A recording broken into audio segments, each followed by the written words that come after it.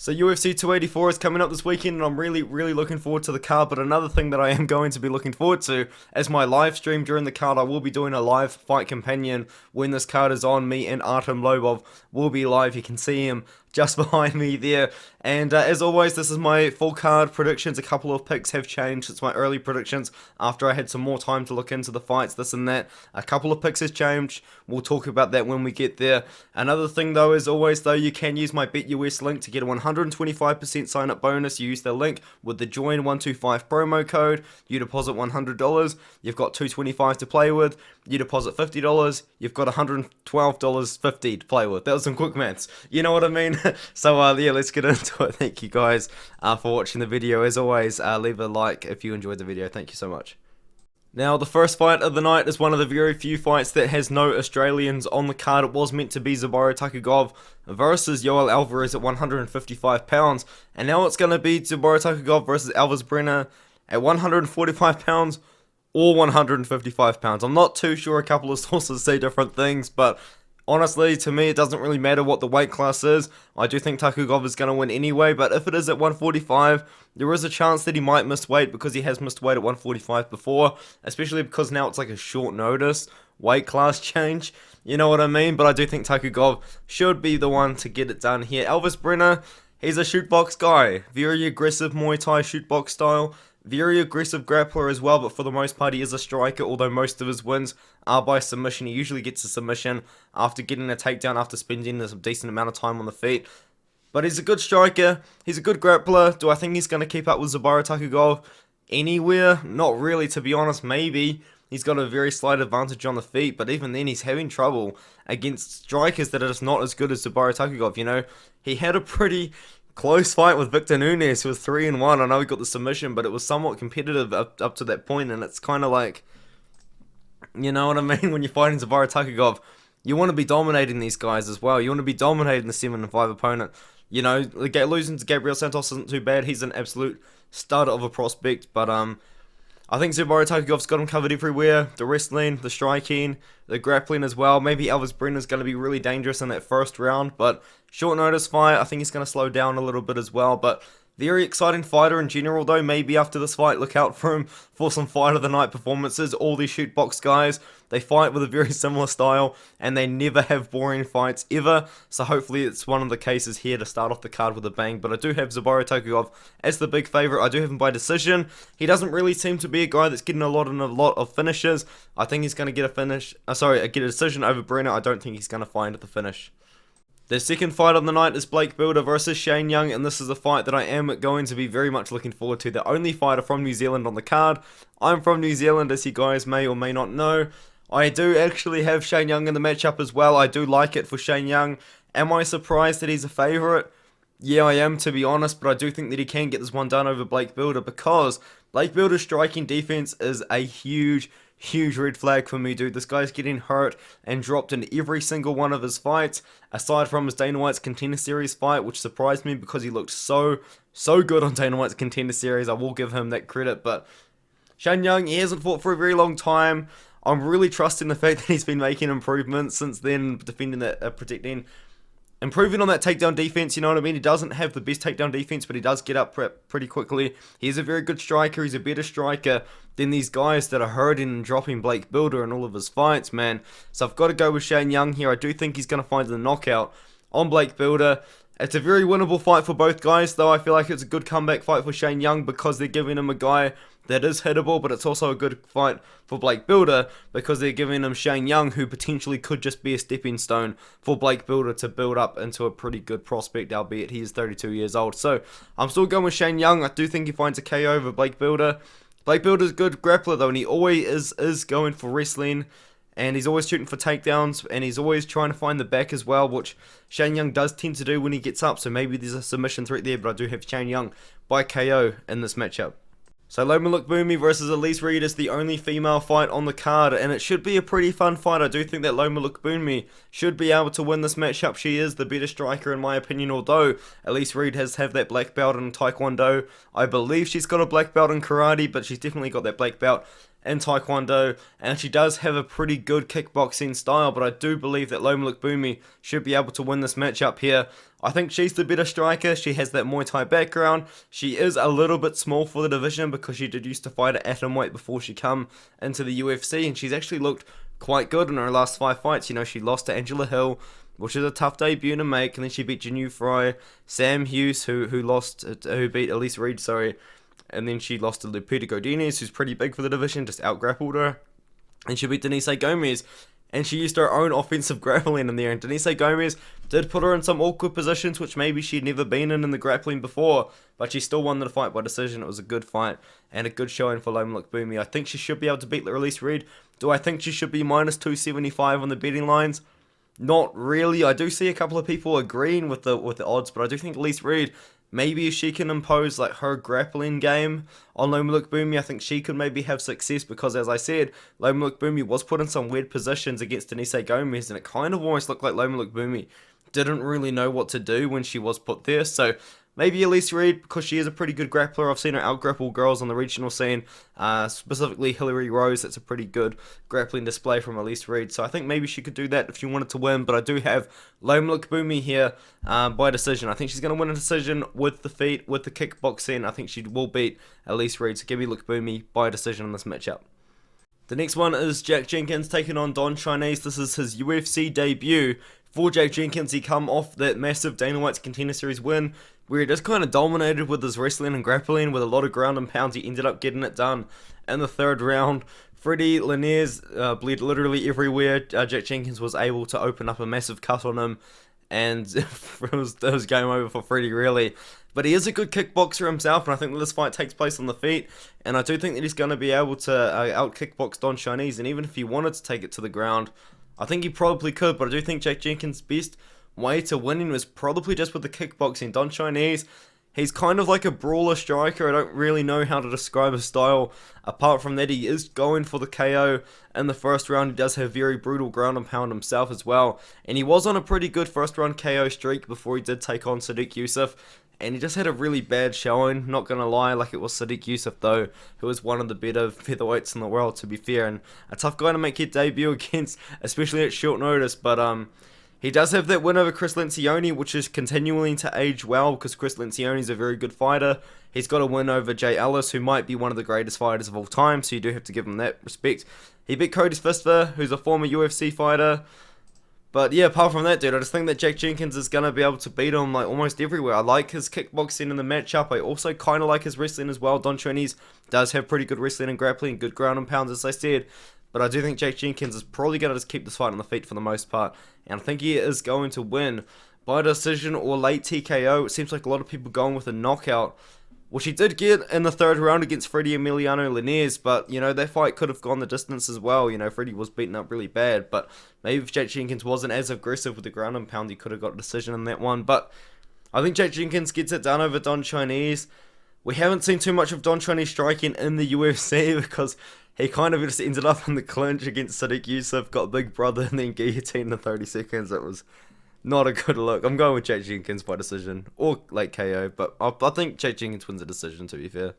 This is my first pick change of the night, the Jamie Mullarkey versus Francisco Prado fight. I originally was on Francisco Prado, but the more I think about it, the more I look into it, it does hurt my feelings to say it, but I am going with Jamie Mullarkey. I really kind of do want Francisco Prado to win though, because he's a very good prospect. He's younger than me, he's 20 years old, and he's a good prospect. He's a finisher too, but the problem with Francisco Prado is, dude, he hasn't really been fighting the best guys in the world. The guys that he is beating do have really nice records, but they're a little bit sketchy. That 6-0 win that he's got, you know, who did he beat? You know, he beat 1-5-1 guy, but apart from that, it was a bit iffy. But I'm looking at Francisco Prado, dude, and I really do think that he's such a good prospect, and I'm so glad he got signed to the UFC, but I just think this is a bad stylistic matchup on short notice for him, dude. I think that Francisco Prado, there's quite a few guys in the UFC that I think he probably could beat,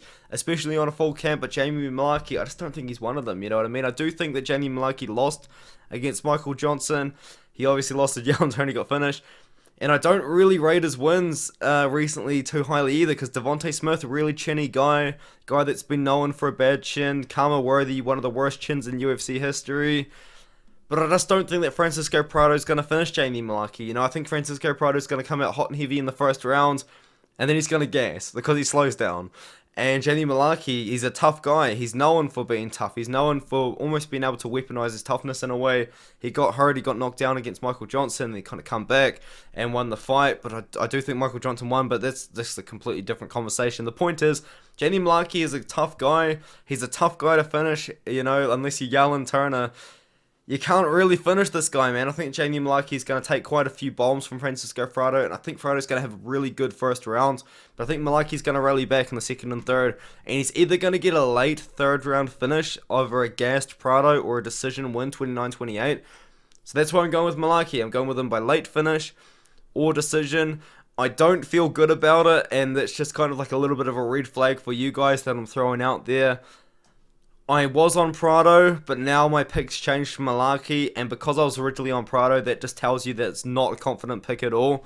I do think Mullarkey wins. If Mullarkey goes out there and looks really good, I'm going to look pretty smart. If Francisco Prado goes out there and dominates, I'm going to look kind of smart for originally picking him, but also a complete idiot for not picking him in general. But yeah, I picked a lot of these guys. A lot of guys with undefeated records, a lot of guys that haven't been out of the first round. Like I picked Brenner for Haya to beat Gregory Rodrigues as a plus 260 underdog. You know, I pick these kind of people all the time, and they usually do cash, but I just think Francisco Prado, he's too young, man. He's too young. I kind of wanted to see maybe Francisco Prado. I wanted Francisco Prado in the UFC. He was on my list for Dana White's Contender Series prospects, but it's just too big of a step up in competition. Short notice as well. I just think and overseas as well, in the territory where Jamie Mullarkey's going to be getting the cheers. I just think there's better matchups out there for Francisco Prado, but I'm happy he's in the UFC though. He's going to be a good fighter. He's only 20, you know what I mean? And if he wins, he's going to be a star for Argentina, really. Kleydson Rodrigues versus Shannon Ross is a pretty cool fight at 125 pounds. So what happened with Shannon Ross is he did lose on Dana White's Contender Series, but he fought through some sort of really bad health issue. He got knocked down a lot. He went to war with Vinicius Salvador. And it was a fun fight, but he did get finished. He showed a lot of heart. He showed a lot of toughness. He showed a pretty good chin as well, to be fair.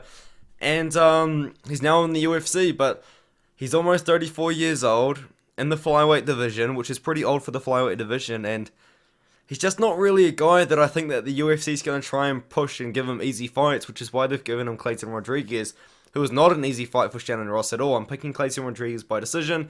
I think he's going to win a kickboxing match against Shannon Ross. He should have beaten CJ Vergara, but the thing is with Kleydson Rodrigues, he came in with so much hype. If you're having a close fight with CJ Vergara, you know what I mean? It's kind of like, if you're having a close fight with CJ Vergara, are you really that good of a prospect in general? I feel like now is the real litmus test. Can Kleydson Rodrigues bounce back from that UFC loss and beat Shannon Ross away from home in enemy territory? And I think he can, because Shannon Ross, you know what I mean, is an older guy. He hasn't fought all too much. He's fought 3 times in the last 3 years, 5 times in the last 4.5 years. He's beaten good guys. He's lost to good guys. Stephen Usyk should be in the UFC himself, really. And yeah, I just think Kleydson Rodrigues is going to beat him, dude. I think he's a better striker. If you watch Kleydson Rodrigues' highlight reel, I believe he posted it himself on Facebook. It's a lot of spinning kicks. It's spinning elbows. It's spinning. It's just spinning everything, dude. He's actually a very, very exciting and entertaining striker. But he showed off a really good, well-rounded skill set on the feet against Sando Curatolo. And he had so much hype going into his fight against Sergio Vergara. It's actually kind of crazy. But I think he's going to capitalize on that hype. I think he's going to beat Shannon Ross. I don't think he gets a finish, though. I think he's going to win a kickboxing match by decision. I do just think he's that much better of a striker. And even then, Shannon Ross's ground game isn't anything super too flash. So I've got to go with Kleydson Rodrigues, who does have a bit of a grey area in his ground game himself. But I think it's going to be a striking match. I think Kleydson Rodrigues is the better striker. You've got to go with that in a striking match. Joshua Culibao versus Melsik Baghdasaryan. This is, I believe, the closest fight on the card in betting odds. I believe it is still around -110 each way, and I do understand. I've been on Culibao the whole time. That confidence has dropped big time. I'm almost picking Melsik Baghdasaryan in this matchup, but I'm still going to go with Joshua Culibao. I'm not confident in it though whatsoever. I think Melsik Baghdasaryan's going to win the first round and then slow down, and it's going to come down to the second and the third round. Culibao, if it's going the distance, which I think it will, is definitely going to win the third round, and it comes down to who's going to win the second round in my eyes and my prediction here. And I'm going to say it's Culibao, dude. He's got the home crowd advantage. Melsik Baghdasaryan is now fighting in enemy territory against Joshua Culibao, who's going to be getting a lot of cheers, a lot of hype if he lands something. The Australian crowd, hopefully they're a little bit better than the crowd in Brazil, and they're going to be cheering, they're going to be yelling, they're going to be going crazy. They probably will, but yeah, I think I've got to go Joshua Culibao in the matchup, dude. I think that Melsik Baghdasaryan's the better striker, and I think the fight is going to mostly take place on the feet. I know Culibao does have offensive wrestling if he wants to use it, but I think that for the most part, the fight is going to take place on the feet for sure. And I think Baghdasaryan, as I said, is the better striker, but I think he's going to win the first round and then slow down, and Joshua Culibao is going to be able to take over. He's got that energy from the crowd with him as well, so that's kind of it. Like, you know, I'm not confident in a fight where I'm using energy from the crowd as a reason I think someone's going to... Oh, no. The point is, I'm going with Culibao. I'm not confident in it at all. I think he wins a decision. But, man, this is a tough fight. Baghdasaryan's the better striker. Culibao's a good striker himself, and he does have good wins recently as well. The Nurdenbecki win's a good one. Sungwoo Choi is a good one, but it's not aged very well. But Melsik Baghdasaryan's wins haven't aged that well either. You know, Bruno Souza is a pretty good win, but Colin Anglin, where's he now? You know, he's not in the UFC. I'm going with Culibao. He's fought the better competition. Baghdasaryan is a very hyped up guy. A lot of people love Baghdasaryan, but I've just got to go with Culibao, dude. I just got a feeling, man. I got a feeling in my balls that he wins. So give me Culibao. Tyson Pedro versus Modestas Bukauskas. I've got to go Tyson Pedro in this matchup, man. Like, he's looked so good since his return after about a 3-year hiatus due to injuries, this and that, mainly knee injuries, I believe. But he's dominated EK Villanueva and Harry Hunsucker. Two guys that aren't in the UFC anymore, and two guys who had unbelievably terrible UFC runs. I don't think Harry Hunsucker won a fight in the UFC, and I think EK Villanueva went like 1-5 or 1-6 in the UFC, like not really the best guys. And now he's fighting Modestas Bukauskas, who's a good fighter, but at the end of the day, again, this is a guy that got cut from the UFC. He did win a couple of fights in Cage Warriors and a big return after having his knee shredded by Khalil Roundtree.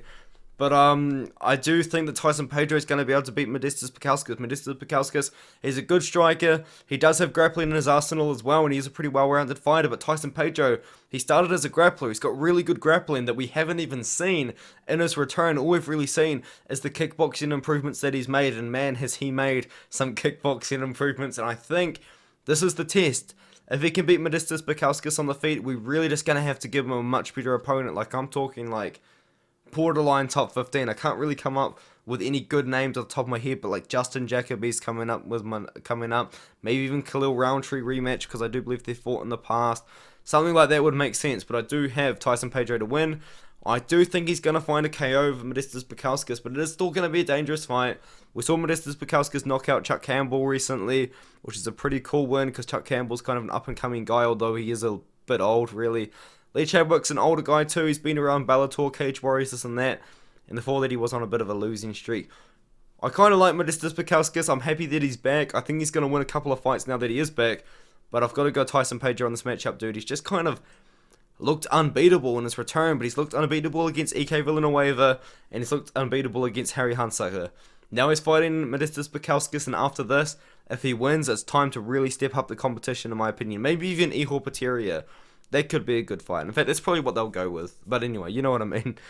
And now we're up to the main card. Jimmy Crute versus Alonzo Menifield. I've been on Alonzo Menifield the whole time, because I think that Jimmy Crute is going to probably strike with him and not use his really good wrestling and grappling. Like, we're talking about really good wrestling and grappling on the Jimmy Crute side. We're talking about a guy that grappled with Paul Craig and ended up getting a Kimura in the third round. And it wasn't just like a Hail Mary. He was throwing up submission attempts throughout that, and he was just having really good wins. And then he ended up fighting Misha Sarkinov, and then he lost, and then he won a couple of fights again, and we're like, oh, he's back. And then Anthony Smith, he injures his leg against Anthony Smith, and then he comes back against Jamal Hill, and then he spends too much time on the feet. I know you might be like, 48 seconds, that's not that long, but he tried to brawl with Jamal Hill, who's now the champion. Not a very badly aged loss at all, but and he got knocked out, and now he's fighting Alonzo Menifield, who's got really good takedown defense. I believe it's better than like 80% takedown defense, a pretty good wrestler himself, and I think he's going to keep it on the feet. And if the fight is on the feet, Alonzo Menifield is live for a KO at any time. Alonzo Menifield's got very good power in his hands. Jimmy Crute is a guy that if I'm going to pick him, I'm going to have to trust him to wrestle. I don't know if I can do that. I've been on Alonzo Menifield the whole time, but I have kind of been convinced a little bit by myself and by a couple of other people that Jimmy Crute is going to wrestle. And if that is a factor, if Jimmy Crute is going to wrestle, and I watched a couple of interviews of his as well, and he said that he is going to wrestle, I'm going to trust that. I'm going to trust Jimmy Crute to wrestle and grapple with Alonzo Menifield, and I'm going with Jimmy Crute by submission. I want to see the wrestling, I want to see the grappling. If he stands and trades with Alonzo Menifield, you guys might be watching my live stream and you will see my live reaction. I will be very disappointed. Man, I'm very nervous. I'm picking Jimmy Crute, but it's a tough one. I'm picking Crute by a submission. I've been on Menifield the whole time because I do think he's just going to knock out Jimmy Crute in the first round, but I'm just going to trust him, dude. Just please, use the wrestling and grappling, Jimmy. Please. Oh dear. Okay, anyway, let's move on. And now the next matchup is Justin Tafa versus Parker Porter, sitting very high on the main card. For who really knows why. Justin Tafa, this ain't his first time in the spotlight either. I pointed this out in my last video, and I'm gonna do it again, dude. This guy was the main... he's on the main card of Whitaker versus Adesanya to start with, which is a pretty big fight, and he lost to Yorgan Dehesco there. But he was also the featured fight against Juan Adams. I believe at the time, he was like 0-1 in the UFC, which is absolutely insane. He's 3-1 at the time, sitting above Derek Lewis and Ali Latifi, above Trevin Giles and James Krause, above, like, you know what I mean. Like, dude, like, what does this guy have on Dana White to be getting these things? I know someone laughed at my comment before, and I'm going to say it again. Justin Tafa's got dirt on Dana White. Why is he getting in these positions, dude? Featured fight of John Jones card. I am picking him to win, though. I do think he's going to knock out Parker Porter here. Do I think Parker Porter can win using his wrestling? Absolutely. Justin Tafa, dude, for the longest time, him and his brother, Junior Tafa, and I do know they've got another brother, but I don't know if he fights, but they just train with a heavy bag. You know what I mean? Like, they just train with a heavy bag, and that's kind of their training. I believe that Junior Tafa, his brother, got up to, like, rank number 3 in Glory Kickboxing by only training with a heavy bag in his garage. Isn't that, like, not absolutely insane?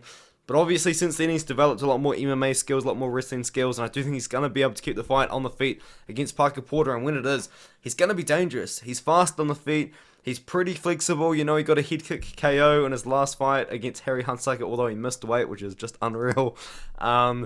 I think he's going to get it done. I do think he's going to knock out Parker Porter. Parker Porter's not getting any younger. His win streak isn't really that good. Like, he beat Josh Parisian. What's Josh Parisian doing these days? Like, getting outstruck by Alain Baudot in a round, which is just scary. Chase Sherman, you know, got cut and now he's back. Alain Baudot himself, the greatest fighter of all time. You know what I mean? Like, I just think Justin Tafa knocks him out, dude. I do. And I think he got robbed against Carlos Felipe as well. That was a bad decision. And it was a banger of a fight, too. I loved watching that back. He got beaten up by Jared Van Der, which is just a bad look, too. But I think Justin Tafa gets the KO, dude. I think he's going to get a knockout over Parker Porter in this matchup. And now the big test for Jack Della Maddalena. He's taking on Randy Brown in the featured fight of this card. At this time, the arena, I wish it was a stadium. The arena's going to be full. He's a Perth guy as well. Jack Della Maddalena representing Perth in Perth, Australia as well. It's going to be an insane moment for Jack Della Maddalena. And let's see if he can live up to the spotlight as a minus 300 favourite against Randy Brown, which is just unreal. But I do think he's going to win. And I'm actually going to pick him to win by KO in the first round. Jack Della Maddalena's boxing, to just quote the MMA guru, it's just different. But now to quote myself and something the MMA guru may or may not have copied from me, if you put Jack Della Maddalena against Francisco Trinaldo, Jack Della Maddalena gets the KO in the first round. You know what I mean? And Randy Brown took him to a close decision. I know that Randy Brown is so much taller and so much longer than Jack Della Maddalena. He's got a 5-inch reach advantage, 4-inch height advantage. He's going to be much taller and longer, but Jack Della Maddalena is just one of those boxers, man, where he's got eyes in the pocket. You know, he can see what he's doing. He can move around, this and that. And, dude, I just think that Randy Brown, He's one of those guys that really can use the range, but when you've got the eyes in the pocket, like Della, the guy that can get on the inside, he can move, he can move his head, he can find the right shots when he's literally in the pocket. That's just a different level of boxing, man, in MMA, and I just think that the win streak continues. 3-0 in the UFC, 13-fight win streak right now. I do think he's going to get it done by first-round KO. It's been incredible for Jack. He's got 3 first-round KOs over increasingly difficult levels of opponents, and now he's taking on Randy Brown. And if he beats Randy Brown, what's next? You know what I mean? Like do we give him, like, Vicente Luque? Maybe Jeff Neal if he loses? Like, we're talking, like, rankings, you know, and I think this is going to be a big moment for Jack Della Maddalena, especially if he can beat Randy Brown.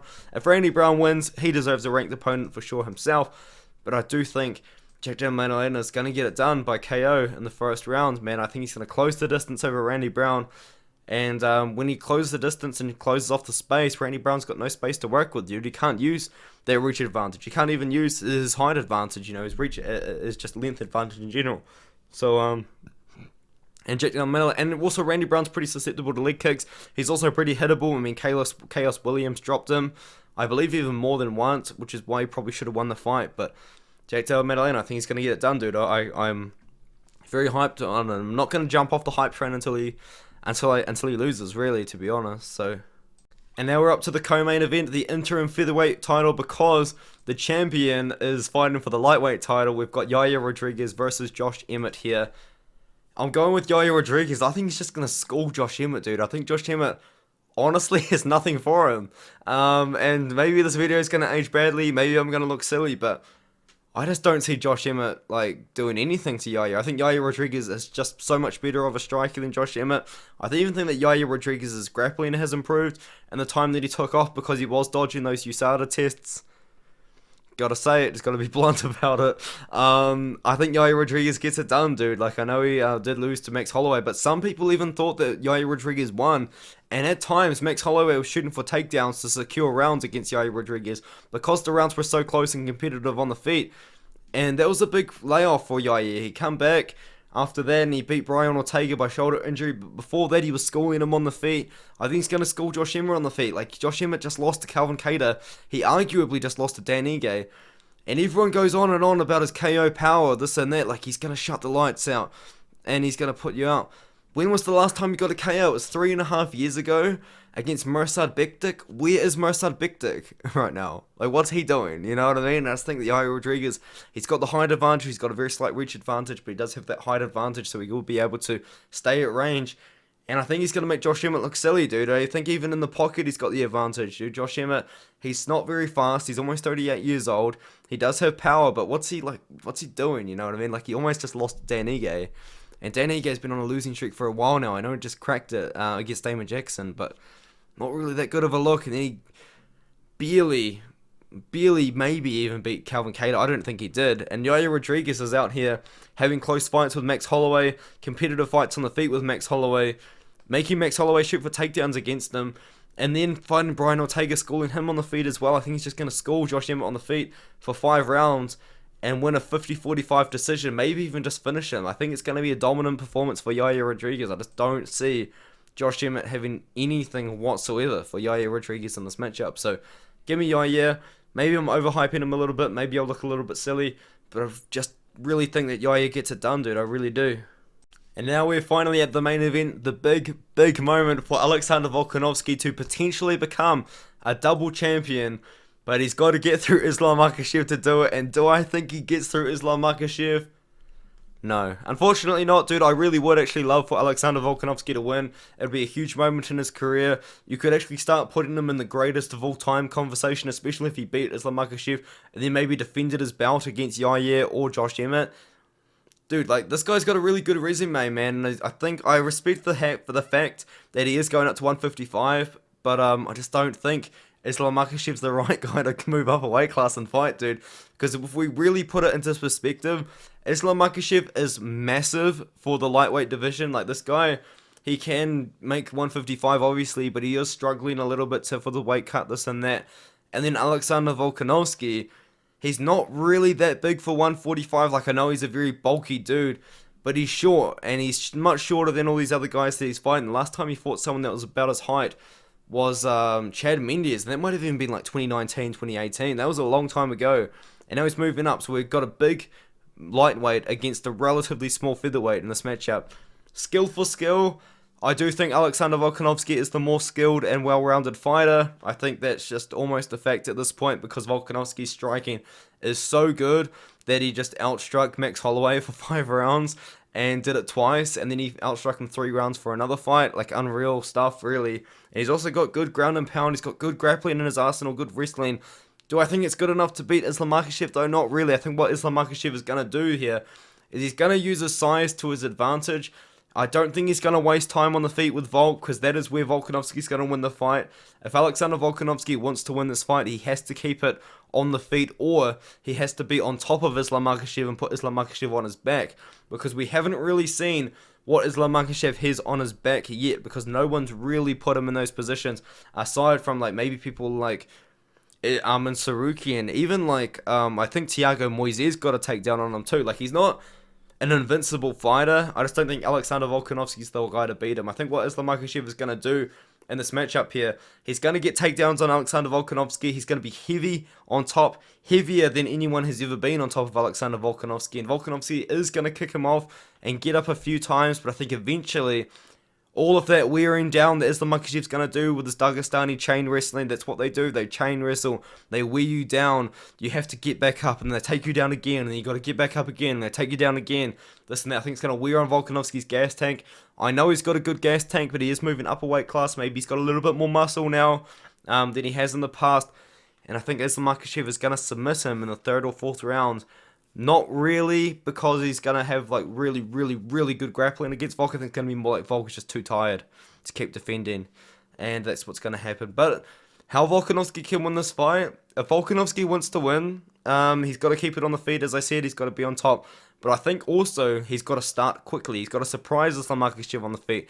He has to throw volume early, maybe throw off Islam Makhachev a little bit, and then he's got to worry about the striking instead of worrying about maybe getting his own offensive takedowns. That's how Volkanovski wins, in my opinion. He's got to start strong, he's got to start fast. I just don't see it happening. I think Islam Makhachev is going to beat him by a late submission, rear naked choke, 3rd or 4th round. Would I love to see Volkanovski win? Absolutely, but I just don't think he's big enough, dude. I really don't. So I think Volkanovski beats anyone else in the featherweight division, honestly, unless you give Ilia Topuria a couple of years to develop and become an absolute monster. But for now, I think Alexander Volkanovski is that monster of 145. I just don't think he's going to be the same at 155. So give me Islam Makhachev by submission, 3rd or 4th round. I think I gave both guys their flowers in their matchup, but I do think that Makhachev wins for sure. Good fight though, I'm looking forward to it. I'm considering buying this event poster because I think it's actually on sale right now.